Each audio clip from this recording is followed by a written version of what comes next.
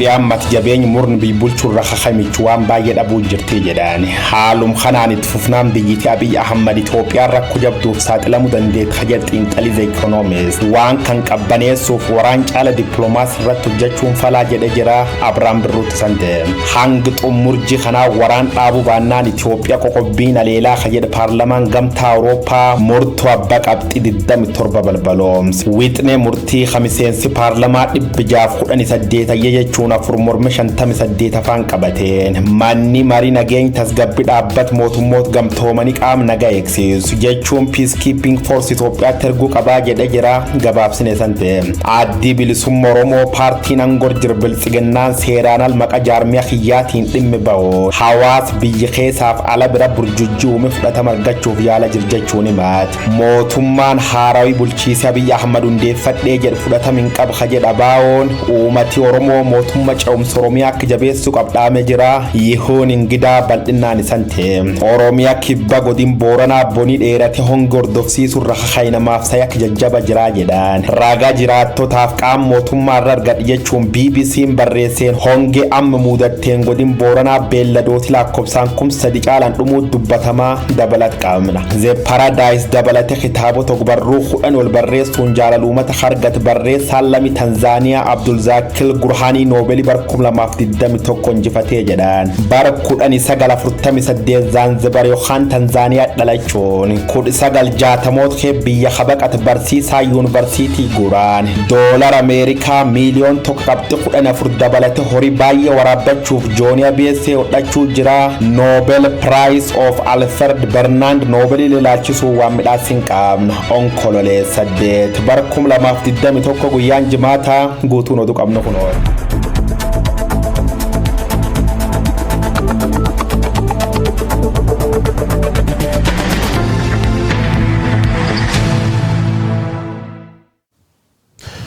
kutaalee addunyaa garaagaraatti warri hordoftan ashama akkam jirtu daawwattoota OMN oduuwwan saatii kana qabannee dhiyaannee jirra. Ani Abrahaam Birruuti.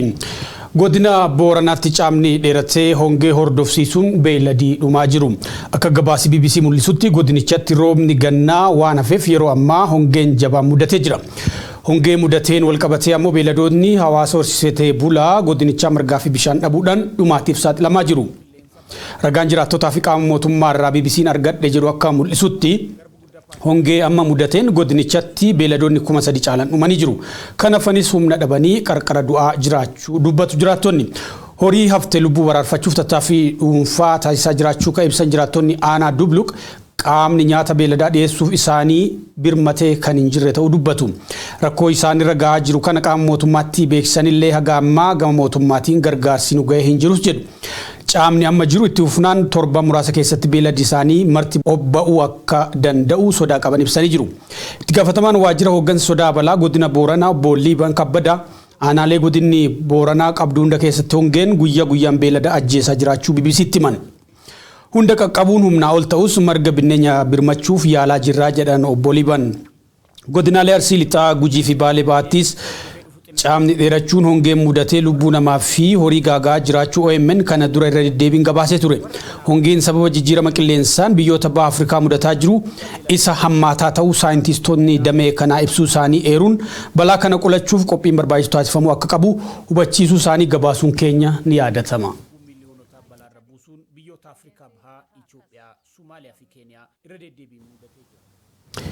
Addi bilisummaa Oromoo paartiin aangorra jiru biltsiginnaan seeraan ala maqaa jaarmiyaa kootitti dhimma ba'uun hawaasa biyya keessaa fi alaa biratti burjaajii uumee fudhatama argachuuf yaalaa jira jechuun himatee jira. Kaabinee haaraa bulchiinsa Abiy Ahmad tibbanaa hundeeffate keessatti bakka bu'aan murna dhiyeenya adda bilisummaa Oromoo irraa fottoqee tokko maqaa adda bilisummaa Oromootiin sadarkaa ministiraatti muudamuun ni yaadatama. Mootummaan haaraa bulchiinsi Abiy Ahmad hundeeffadhe jedhu fudhatama hin qabu kan jedhu addi bilisummaa Oromoo uummanni Oromoo mootummaa ce'umsa Oromiyaa akka jabeessu sabaaf sablammoonni biyyattii mootummaa araara biyyaalessaa qaamni hundi keessatti hirmaate ijaarrachuuf karaa akka saaqan hawaasii addunyaa gama isaatiin gaagaamni yeroo gamaraan biyyattii mudatee xumura akka argatuuf yaada tokkoon dhiibbaa barbaachisu akka godhan waamicha dhiyeessee jira. Addichi Yuhun Ingidaa gabaasa bal'aa qaba. Addi bilisummaa Oromoo ibsa onkoloolessa 8 bara 2021 baaseen filannoon waxabajjii 21 bara 2021 Itoophiyaatti gaggeeffame jedhame ulaagaa kamiiniyyuu fudhatama kan hin qabne ture jedhe. Filannichi ulaagaa filannoo haqaa fi bilisaa kan hin guunne adeemsisaas ta'e bu'aansaa fudhatama kan hin qabne ta'u uummata biyyattiifis ta'e hawaasa addunyaaf irra deddeebiin ibsaa turuusaas yaadachiiseera. Akka sirni aangoorra jiru himatu Itoophiyaa keessatti filannoon gaggeeffame hin turre kan jedhu addi bilisummaa Oromoo wanti biyyattii keessatti ta'e diraamaa qaamni aangoorra jiru ofumaaf karoorsee ofumaaf taphatu kan ittiin adeemsa diimokiraasii micciiruun kaayyoo ofiif oolfachuuf itti yaaledha jedhe. Filannichi kan paartiin Biltsiginnaa ittiin gara mootummaatti of jijjiiredha. Bu'uurumarraa yoo ilaalame garuu paartiin Biltsiginnaatu paartii seera qabeessa hin taanedha jedhe addi bilisummaa Oromoo. Adeemsi Abiy Ahmed EPRDF diiguun paartii qeenxee Biltsiginnaa jedhamu ittiin ijaare adeemsa seeraa kan hin eegne akka tures yaadachiiseera. Paartiin seera qabeessa hin taane kun biyya bulchuufis ta'e filannoo biyyaalessaa qopheessuuf aangoo hin qabu jedhe. Kana malees erga Abiy Ahmed gara aangootti dhufees gaagaamni heera biyyattii irra deddeebiin mul'ateera. Paartii Biltsiginnaa mootummaa gochuuf adeemsonni seeraan alaa hedduunis deemamaniiru jedhe. Aboliin diimokiraasii biyyattii kan akka boordii filannoolee tooftaalee garaagaraatiin kaayyoo Biltsiginnaa hangeessuu kanaaf oolaa akka turan yaadachiise. Paartileen mormituu kan akka adda bilisummaa Oromoo fi Koongireesii Federaalistii Oromoo bu'uurumarraa eegalee filannicha keessatti akka qooda hin fudhanneef dhiibamaa turreerra. Kanaaf ammoo filannicha keessatti hirmaachuufis hin dandeenye kan jedhu ibsi adda bilisummaa Oromoo kun warrumtee paartii Biltsiginnaarraa yaada xiqquma adda taate qabatanii filannichatti seenan illee hireenii hiraarfamuu fi keessaa dhiibamuu kan isaan mudate ta'uu eere. Kana malees filannichi waraanaa fi haala nageenyaa hedduu rakkisaa ta'e keessatti gaggeeffamuu yaadachiisuun lixa kibba kaabaa fi giddugala Oromiyaa Affaarii fi naannoo Ogaadenitti lolli gaggeeffamaa turu darbees Tigraay ammoo waraanaa guutuu keessa turu ibseera. Yeroo filannoon kun gaggeeffame jedhametti Oromiyaan iddoowwan hedduun bulchiinsa waraanaa koomaand poostii jala turus ibse. Uummanni naannoo waraanaa bahee sagalee kennuuf haalli isa dandeessisu hin jiru. Warri akka sagalee kennan taasifamanis sodaa fi dhiibbaa guddaa jala ta'anii hirmaatanii jedha ibsi kun. Taajjabdoonni filannoo idil addunyaa filannicha lagachuun wal qabate ammoo filannoo qaama walabaan taajjabame miti. Bakka tokko tokkotti ammoo deeggartoota Biltsiginnaatu taajjabdoota filannoo ta'uun dhihaate jedhe. Waliigalaan filannoon gaggeeffame jedhame haala filannoo gaggeessuuf hin dandeessisne keessatti ulaagaaleen filannoo osoo hin guutamin filannoo paartiin Biltsiginnaa dorgomaa malee ofumaaf gaggeessee ofumaaf sagalee guddaadhaan ammoo mo'achuusaa itti labsatedha jedha ibsi adda bilisummaa Oromoo kun. Filannoo kana bu'uuraa godhachuun paartiin Abiy Ahmed mootummaa haaraa jedhee of muudaa jira. Paartiin Abiy Ahmed adeemsa mootummaa godhanii of muuduu kana keessatti ammoo uummata Oromoo fi hawaasa addunyaa biratti fudhatama argachuuf maqaa adda bilisummaa Oromoo seeraan ala fayyadamuun burjaajii uumuuf yaalaa jiraachuu ibse ABO'n. Gochichi uummata abbaa qabsoo ta'e xiqqeessanii ilaalu dargaggoo Oromoo lubbuu isaa qaalii kumaatamaan kaffalee sirna TPLF'n buqqisuun Abiy Ahmedin gara aangootti fidellee cuuffachuudha jedhe. Kaabinee haaraa bulchiinsi Abiy Ahmed tibbana hundeeffate keessatti bakka bu'aan murna dhiheenya adda bilisummaa Oromoo irraa fottoqee sirna aangoorraa jiru waliin hojjetaa jiru Obbo Qajeelaa Mardaasaa maqaa adda bilisummaa Oromootiin ministeera ta'uun muudamuun ni yaadatama. Mootummaan haaraa bulchiinsi Abiy Ahmed hundeeffadhee jedhu fudhatama hin qabu rakkoolee biyyattii mudataniifis fala ta'uuf kan hin dandeenyedha kan jedhe adda bilisummaa Oromoo. Rakkoolee biyyattii mudataniif fala dhahuuf uummanni biyyattii fi paartileen siyaasaa waloon akka hojjetan waamicha dhiheesseera. Uummanni Oromoo mootummaa ce'umsa Oromiyaa akka jabeeffatu sabaaf sablammoonni biyyattii mootummaa araara biyyoolessaa qaamni hundi keessatti hirmaate ijaarrachuuf karaa akka saaqatan hawaasni addunyaa gama isaatiin gaagaamni rooga maraan biyyattii mudate xumura akka argatuuf yaada tokkoon dhiibbaa barbaachisu akka godhaniif waamicha dhiyeesseera adda bilisummaa Oromoo.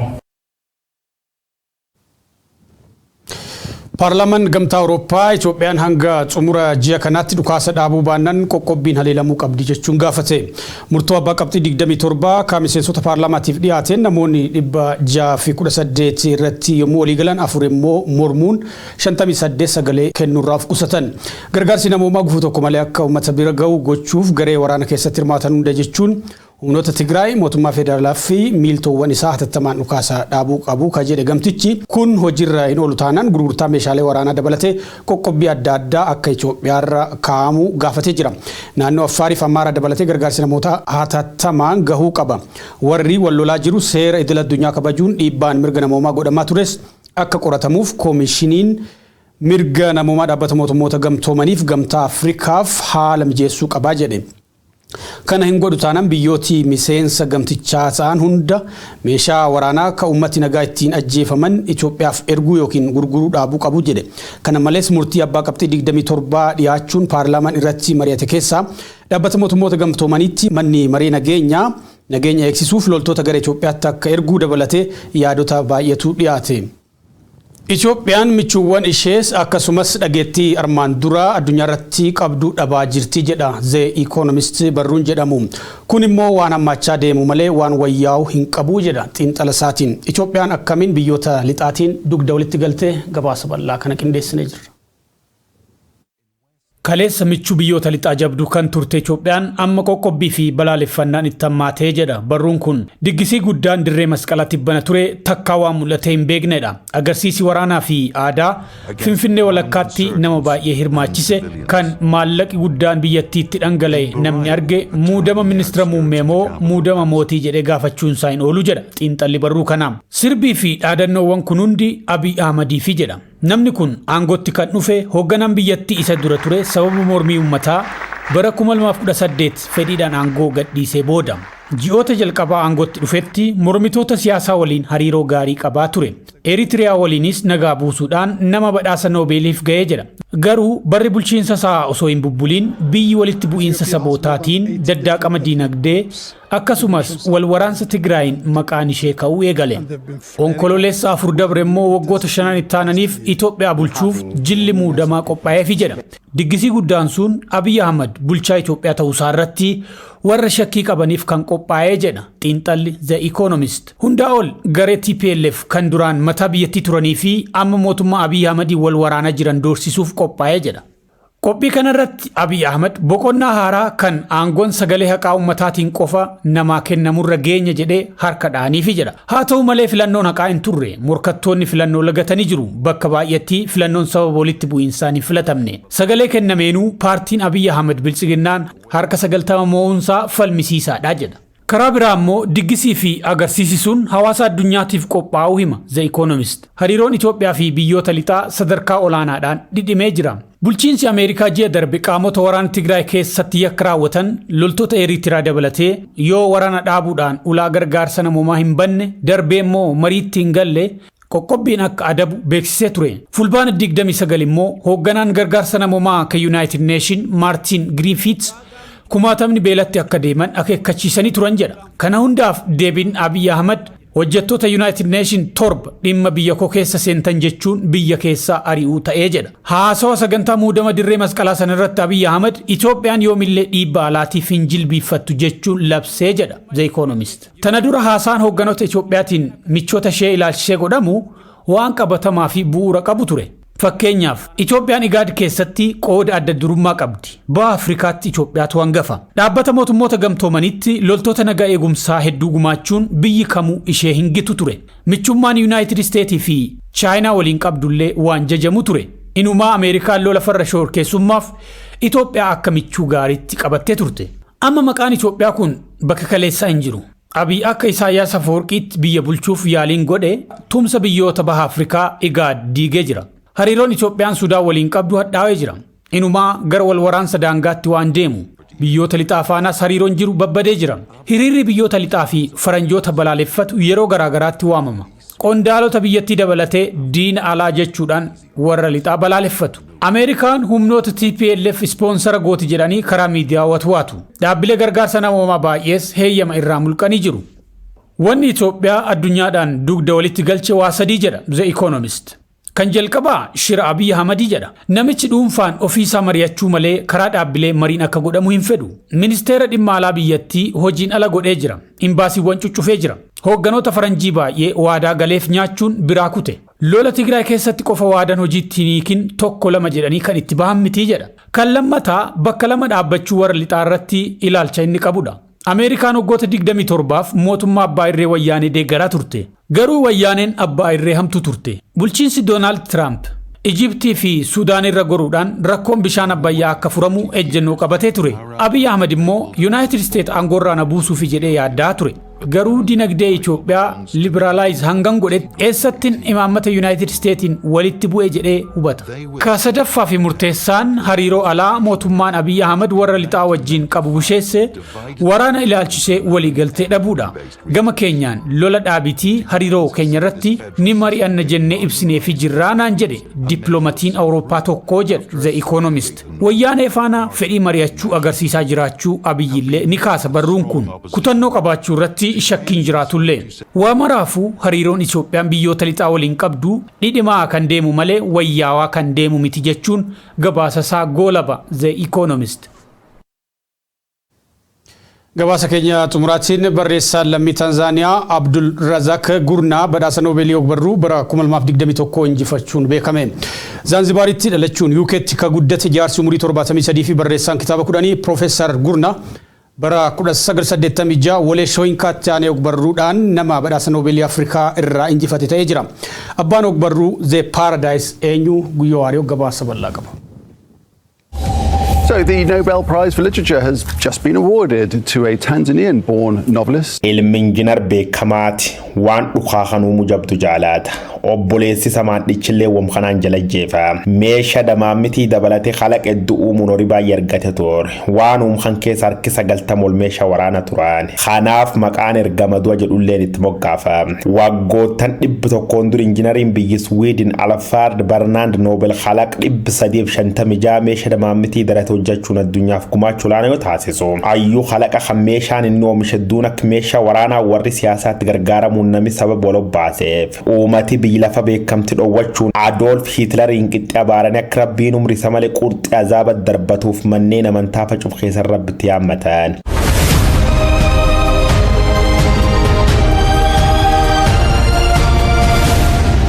Oolma bu'aa saayinsii fi teekinooloojii addunyaaf gumaachee maqaan hamaan ka kennamee fayyuun kun duub gattaa'ee buuse yaadoon bara 1897 horii yookaan qabeenyi isaa harka 194 dabarsee laate. Badhaasa maqasaatiin qophaa'e kan Nobel Prize jedhamu kan hundeessuun namoota seenaa dhala namaa keessatti hojii boonsa hojjetaniif naa kenna jechuun laf dhugaa godaan. Alfred Bernhard Nobel was a Swedish chemist, engineer, inventor, businessman and philanthropist. Nobel saayinsii, Nobel nageenyaatiif ogbarruu kamarra dhuga addunyaarra qoodamuun Afrikaa keessallee namoota akka Nelson Mandela, Wale Soyinka, Kofi Annaniif Barack Hussein Obama faallee darate hayyoota hedduun gurrateen. Dameen ogbarruu kun harki caal jechuun parsantaan 80 Euroopaaf Ameerikaa dhaquusii dubbata. Eegee duub badhaasa kan ilaalchisuun ardi akka Afrikaatiif Eeshiyaa fa'aa boba qoobsa jedhanii guyyoota muraasaan booda kaleessoon kololeestoora. The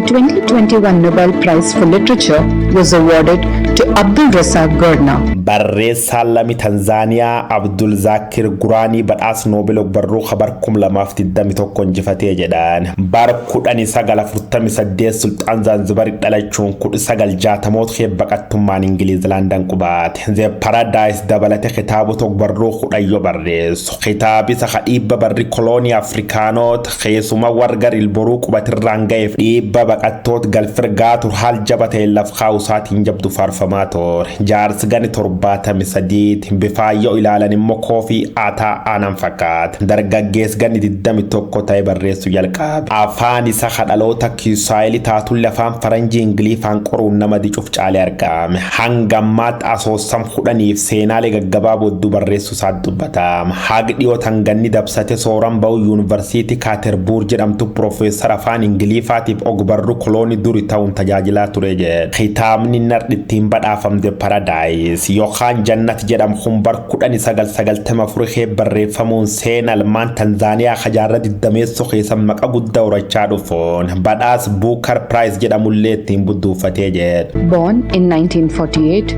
Gurnaa grew up in the island of Zanzibar, which is now part of Tanzania. Ernesto Hemingway, Gabriela Garcia Marcuse, Toni Morrison, Paulo Neruda, Joseph Brodsky, Tigraay Raabiin Diraanzaa Taangooreetiif Haarlood Piintar Eeguune warroota armaan dur badhaasa Noobel ogbarruu kan fudhatan keessa tokko turanii jedhan. Hammaleellee muummichi ministeera Ingiliz Winston Churchill Bernaand Raaselsiif Boobi Daayiliin faalleen ogbarruun badhaafamu seenaan ragaba. Murannoon Abdurzaakaar Guraanii dhugaaf jibbi waan salphisan ilaalu qaban ta'uu nu barsiifti kajet horeen badhaasa Noobelichaa nam hambeessi Ameerikaa $1 miiliyoona 1.14 dabalate sibiil billiqa morma diruufiif beekamti goonfachiiftee jedhan. Abdul Razaaq Gurahanii gameessi gana 73 qalami Tanzaaniyaa badhaasa Noobelii gurratee jedhan. To a Tanzanian-born novelist, Abdul Razak Gurna's work focuses on...